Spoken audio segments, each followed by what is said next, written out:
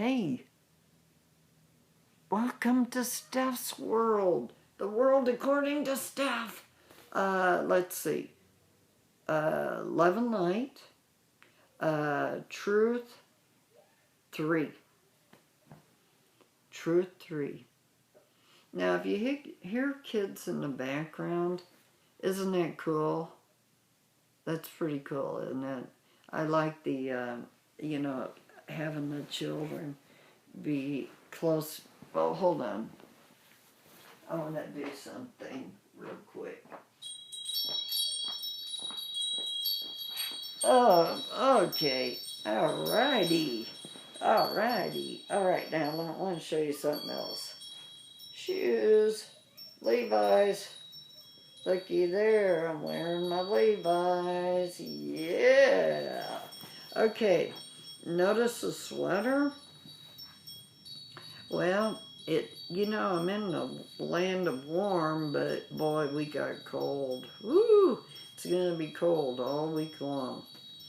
Now, okay. So, anyway, the last segment that we talked about was love. And we're going to continue to, because this is so important, it's unbelievable. Now, I know everybody thinks, well, we know what love is, so why is she talking about it?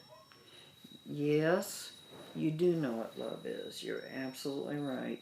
And why am I talking about it? Because is it possible that, I hate the way that I got this. Okay, is it possible that maybe, well, we won't go there. Let's finish off where I was. This is where I was on the last one. I told you how I met this woman, and one of the first things she said to me was, in order for her to work with me on a spiritual level and an emotional level and whatever level, was that I had to let go and forget everything I ever knew. And that was like, huh? You mean everything? I mean, I was, at the time, I was, 50? No, I was younger than that. I was, 40 something. Let's see, I can figure it out. I was 48, something like that, maybe even a little younger. Okay, so anyway, she told me that it was going to be a long, arduous trail, and journey, so to speak. And, I didn't realize just how difficult it was going to be, but man, it was difficult. It was not easy. Not at all. And, inside I kept telling myself, man, why couldn't you have learned this stuff when you were a kid? All right, so it didn't happen that way, and that's life. That's just life. And maybe it was better. Maybe it was better that things happened the way they did. Anyway, she was a fabulous woman, and she did do this professionally for a while. I don't know if she, I know she went to school and everything, but this was way beyond education and school, way beyond. And so we went ahead. Oh boy, they are loud out there, aren't they? Yeah, I hope you can hear me through all that. But anyway, one of the first things that she taught me was that I had to learn to let go of everything, and the only way I could do that was to do an inventory, okay? To look at myself, to look at my life, go all the way back. I mean, all the way back, as far back as I could remember. And I think I went all the way back to about 3 years old, and that's pretty darn good.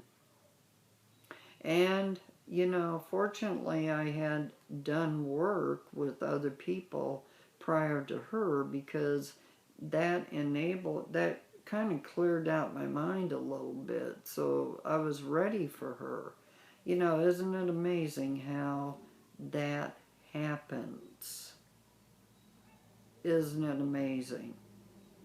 So anyway, it's like I was ready for her.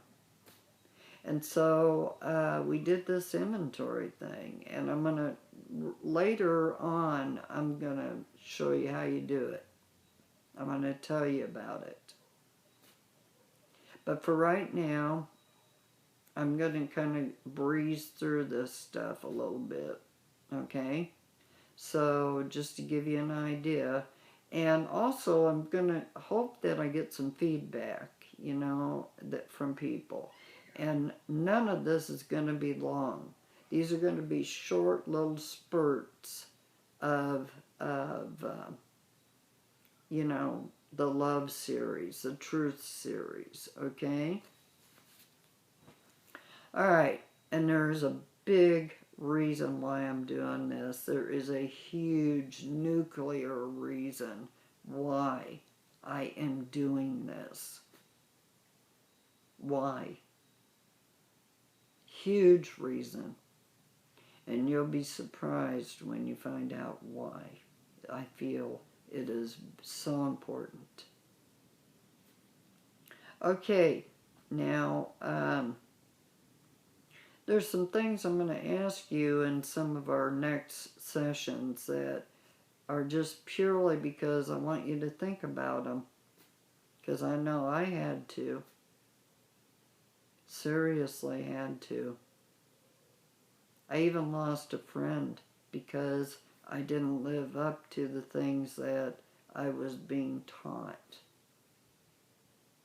But we'll get into that later. Okay? So let's start out with, so the inventory was the first step in me checking why I did certain things in my life, why I believed things in my life at that age, why I even raised my children the way that I did, why I had anger inside at certain people in my life. And it was just pent up, and it wasn't going anywhere, but it was building. And it had been it had been building for a long time. Well, what happens when things like that are building? We have an explosion. And when a human being explodes, it's not a pleasant sight. Not at all. It's horrible. So I had to keep from that happening. I had to learn how to do certain things.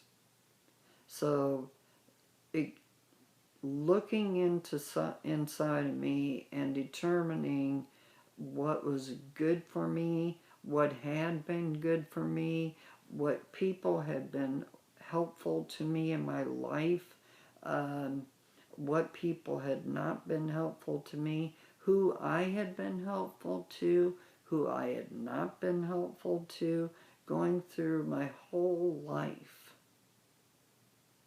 and doing that was one of the most important things I ever did. And I didn't do it just once. Nah, I did it about 7 times. And I'm probably due to do another one pretty soon. The only problem is I have to find someone that I can trust completely, who will not judge me, but will be very objective and can help me look at things in a proper way. Help me define it to myself in a good way. And say, okay, that's a real negative thing. Let's figure out where it came from. What inside of you drove you to being with that person or doing that? Any activity that may have been done that wasn't positive. It is extremely important to do those things. And then the other extremely important thing is forgiveness. I had to learn how to forgive Steph. Yeah, I did some pretty bad things at times, not pleasant things and not very nice things. And there were times when I was not very nice to people, or I said things to people that I shouldn't have said. But one thing that we don't do is the shoulda, wouldas, or couldas. We don't do that. Instead, what we do is we work towards what we're going to do in the future. How we're going to live our life in the future. Way in the future. Maybe in a different future than this. Maybe once we die, we're going to live a life again. Who knows? So maybe we must prepare ourselves for our next experience. Who knows? But I'm not going to get into that. Those are like spiritual beliefs, all right? And I'm not here to tell you about that kind of stuff. Although I did some research about love, about that. And I checked the Quran, I checked Buddhism, and I checked Christianity. And I'm going to tell you something. In all three of them, I could have written books upon books upon books upon books about all the information that they held regarding love. Love. Unbelievable. Such a big thing. Huge. All three of them. Now, but before I move to that, let me tell you something. There were a couple things that I had to do for myself. I had to forgive myself. And the only way to do that was the inventory. I had to learn that there were people in my life who turned out to be angels. Actual living angels that walked with me.